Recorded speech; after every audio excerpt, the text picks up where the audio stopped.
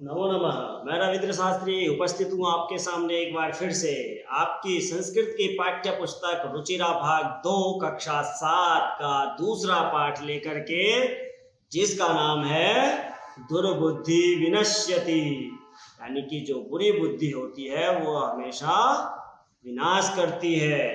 तो आइए हम इस पाठ को शुरू करते हैं और एक रोचक कहानी को बड़े ही अच्छे ढंग से हम पढ़ते हैं। तो आप देखते हैं कि इस पाठ के अंदर एक तालाब है और तालाब के किनारे पर संकट और विकट नाम के 2 हंस रहते हैं और उनका एक मित्र होता है कंबुकग्रीव नाम का कछुआ। आइए इनकी वार्तालाप को हम सुनते हैं और आनंद लेते हैं इस कहानी का। अस्ति मगध देशे फुल्लोत्पल नामः सरः। सरः कहते हैं तालाब को, अस्ति माने है, मगध देशे मगध देश में फुल्लोत्पल नाम का एक तालाब है। तो अस्ति मगध देशे फुल्लोत्पल नामः सरः, मगध देश में फुल्लोत्पल नाम का एक तालाब है। तत्र वहां पर, जहां पर संकट विकटौ हंसहु निवसत, तत्र वहां पर जो है संकट और विकट नाम के 2 हंस रहते थे या रहते हैं। कंबुकग्रीव नामकः तयो मित्रम एकः कुर्मापि तत्रैव प्रतिवस्ति स्म। तो कंबुकग्रीव नाम का उनका एक मित्र कछुआ भी वहीं पर रहता था। अथ एकदः धीवरः तत्र आगच्छन्। अब एक बार धीवरः मछुआरे वहां पर आ गए। ते अकथयन और कहने लगे, वयम हम स्व कल मत्स्य कुर्मादीन मारिष्यामि। मत्स्य मछलियां, कुर्म कछुए। स्वयं स्व हम कल मछलियों को और कछुओं को मारेंगे। एतत् श्रुत्वा कुर्मः अवदत्। ऐसा सुन करके वो कछुआ कहने लगा, मित्रे, अरे मित्रों, किम युवाभ्याम धीवराणाम वार्ता श्रुता। क्या तुमने इन मछुआरों की बात सुनी है? ये क्या कह रहे हैं? अधुना किम अहम करोमि। अब मैं क्या करूं? हंसहु अवदताम। दोनों हंस जो है वो कहने लगे, प्रातः यद उचितम तत् कर्तव्यम। प्रातः सुबह जो ठीक हो वही करना।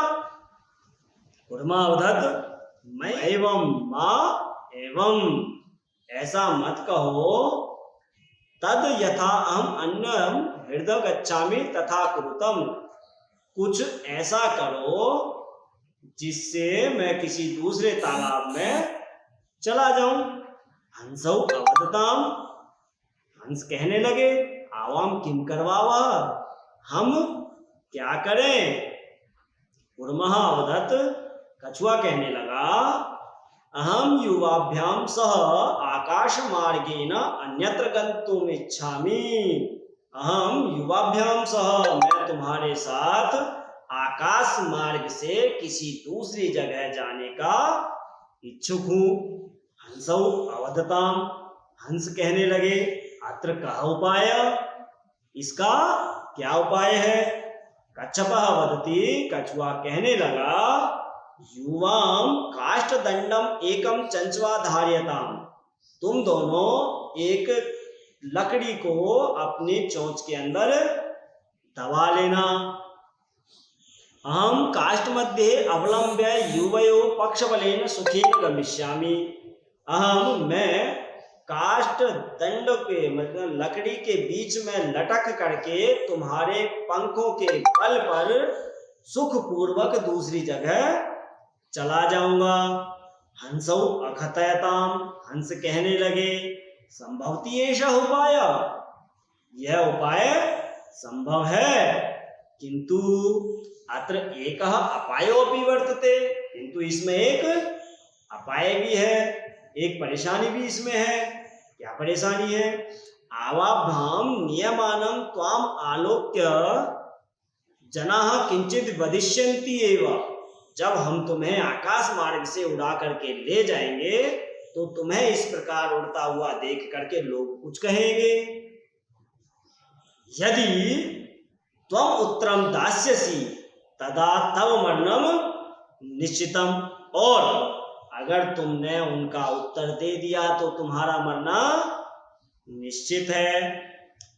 अतः त्वम अत्रैव वस, इसलिए तुम जो है यहीं पर रुक जाओ। संभव है कि यहाँ पर रहने से तुम्हारी जान बच भी जाए, लेकिन अगर आकाश मार्ग से तुम गिरोगे तो तुम्हारा बचना असंभव है, तुम्हारा मरना वहां पर निश्चित है।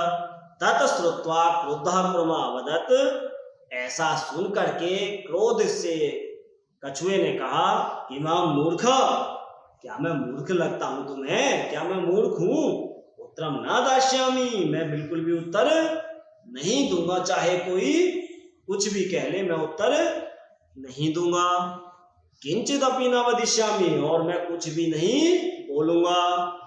अतः अहम यथा वदामि तथा युवाम कुरुतम, इसलिए जो मैं बताता हूं, जो मैं कहता हूं, तुम दोनों वैसा ही करो।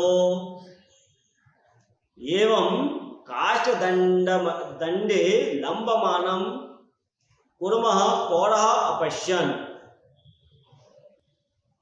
एवं इस प्रकार काष्ठ दंडे का लकड़ी के दंडे पर लटके हुए कुर्म को, कछुए को पौराह नगर वालों ने देखा, गांव वालों ने देखा। पश्चात अधावन अवदंच, पीछे भागने लगे और कहने लगे क्या? हो महदाश्चर्यम, बहुत ही आश्चर्य की बात है। हंसाभ्याम सह कुर्मो अपि उड्यते, हंसों के साथ कछुआ भी उड़ रहा है। कश्चित वदति यद्ययं कुर्मः कथमपि निपतति तदा अत्रैव पकत्वा खादिष्यामि। तो कश्चित वदति, किसी ने कहा यदि यह कछुआ कहीं पर गिरता है तो उसको यहीं पर पका करके खा जाऊंगा।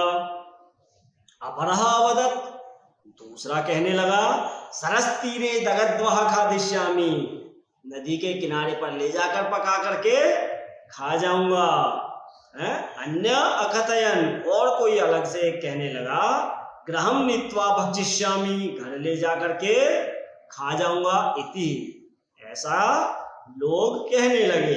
तेषाम तद्वचनम श्रुत्वा, उनके इस प्रकार के वचनों को सुन करके कुर्मः क्रुद्धः जाता, कछुआ जो है वो बहुत ही क्रोधित हो गया और मित्राभ्याम दत्तम वचनम विस्मृत्य स वदत्, मित्रों को दिए हुए वचनों को भुला करके वह कहने लगा यूयम भस्म खादत, तुम जो है राख खा लो। तत्क्षणमेव कुर्मः दंडात भूमौ पतित, जैसे ही उसने तुम राख खा लो ऐसा कहने के लिए अपने मुंह को खोला, उसी क्षण वो कछुआ डंडे से छूट करके भूमि के ऊपर आ गिरा। पौरे शह मारितः, पौरे ने, गांव वालों ने उसको मार दिया। अतः वोक्तम सुहृदाम हित कामानां वाक्यम यो ना विनंदति स कुर्मा इव दुर्बुद्धि काष्ठाद भ्रष्टो विनश्यति। तो कहा है सुहृदानाम, मित्रों की, हित कामानाम, हितकारक वाक्यम, बातों को यो ना विनंदति, जो नहीं मानता है, स वह कुर्मा इव दुर्बुद्धि, कछुए के समान बुरी बुद्धि वाला, दुर्बुद्धि वाला, काष्ठाद भ्रष्टो विनश्यति, लकड़ी से छूट करके नष्ट हो जाता है।